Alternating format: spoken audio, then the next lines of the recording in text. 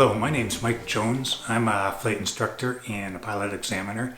Just recently I've been teaching a ground school for private pilots, and we've been doing some navigation. And I thought it might be worthwhile to create some videos of some of the exercises and some of the stuff that we're doing in navigation. The first video that we're going to do today is how to prepare your chart or VNC for a flight. One thing that we want to do before we use our chart is just to check the latest edition here. So it's a 39th edition. And then we can go to the Nav Canada site, and they will post on their site whether or not what the latest edition is. So gone there, check that, and this is the latest. Okay, what we're going to work on today is planning a flight from the London airport to the Sarnia airport. So first thing we want to do is pick a set heading point, and a set heading point is just a spot away from the airport that you can get to from each runway. So depending which way you take off, you'll be able to get up over your set heading point without getting lost.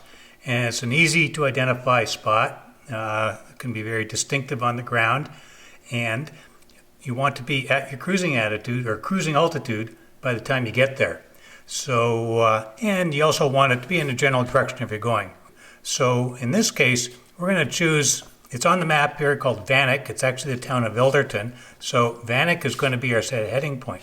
So I'm going to draw just a line from the set heading point using my ruler right to the Sarnia airport. So that is going to be the track right there.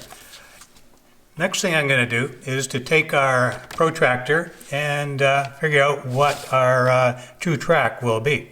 So I normally want to put it near the center of the leg, and we want this little dot in the middle right over top of your track. And you want these lines here on the grid to be with the lined up with longitude. So just kind of trying to line it up here. You want north up. You also want to make sure that it's not upside down. And we'll line it up here. Let's see. I'm just getting it far enough away so that I'll be able to read in the direction, get the heading in the direction that we're going to.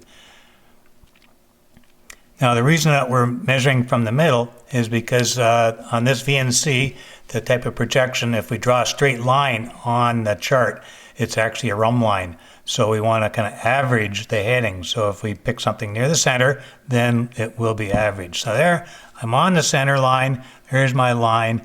And it looks to be, there's 260. So about 261, 2, about 263 degrees. So that will be my track. The next thing I want to do is just measure the distance. So I take my ruler. I've covered up the statute miles. I'm just going to use the nautical miles here. And on this ruler, for the projection of that I'm using, the VNC, I'm going to use the inner scale, which is 1 to 500,000. So I'm going to just count from Sarnia here. So there's 10. I'll just put a hash mark, 10. 20, 30, 40, and it's about 41 nautical miles from our set heading point to Sarnia. Next thing we want to do is put some drift lines on there, and we can use these in the airplane when we get going to calculate our drift. So easiest way is to just put the dot right on your start point, line up the north on your track, and then 10 degrees off either direction there. So 350 and 10 degrees. Same thing, you want lines coming from the other direction here. Line up on the track.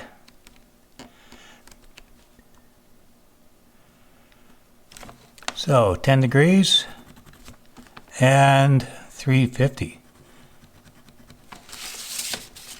And I might just put some dashed lines out just to, and another dashed line out here. And dash line up on the other side. And a dash line down here. Now you see it's a little difficult to find the line here. A lot of people like to use a highlighter just on that, but once you use a highlighter, then it starts to clutter up your map. At least with a pencil, you can rub it out with an eraser and use it again and not get the map cluttered up. So it's up to you. If it's an important flight and you're probably not going to use that chart again, go ahead and use a highlighter. Another thing that I've found some people use is a highlighter tape, although I haven't been able to get any of that. So another thing you could do right now is just to follow your track and find some spots along the way there that you could use as checkpoints as you're flying along that are distinctive and easy to find, and that you could use to calculate your ground speed. So they don't have to be right on the track there, but this could be a distinctive one right here. It's about a mile off, so we could just sort of circle that right there. That intersection would be fairly easy to pick up. Warwick down here is a little town. It's on the curve of the highway, just north of the 402. We could probably just try using that too. Just circle those, and then we'll come back and measure the distance and use those as speed checks.